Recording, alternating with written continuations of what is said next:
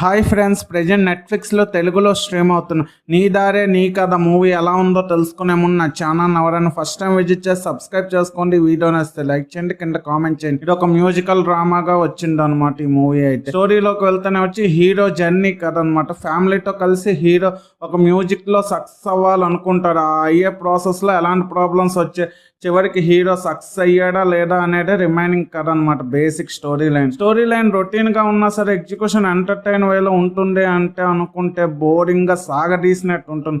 First half చాలా స్లోగా ఉంటుంది. సెకండ్ హాఫ్లో వచ్చే కొన్ని సీన్స్ ఓకే అన్నట్టు ఉంటాయి. క్లైమాక్స్లో వచ్చే కొన్ని ఎమోషనల్ సీన్స్కి నేనైతే కనెక్ట్ కాలేకపోయాను. లవ్ ట్రాక్ కూడా అంత గొప్పగా ఇంట్రెస్టింగ్గా ఏమీ లేదు, రొటీన్గానే ఉంటుంది. హీరో ప్రాబ్లమ్స్ కూడా మూవీ మీద అంత ఇంపాక్ట్గా చూపించలేకపోయాడు.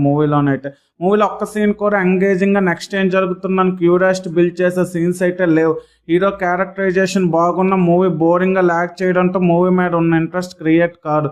ఓవరాల్గా మూవీకి నాకైతే నచ్చలేదు, నేనైతే రికమెండ్ చేయను. కానీ మ్యూజిక్ స్టోరీస్ ఇష్టపడే వాళ్ళకి ఈ మూవీ ఏమైనా కనెక్ట్ అయ్యే అవకాశం అయితే ఉంది.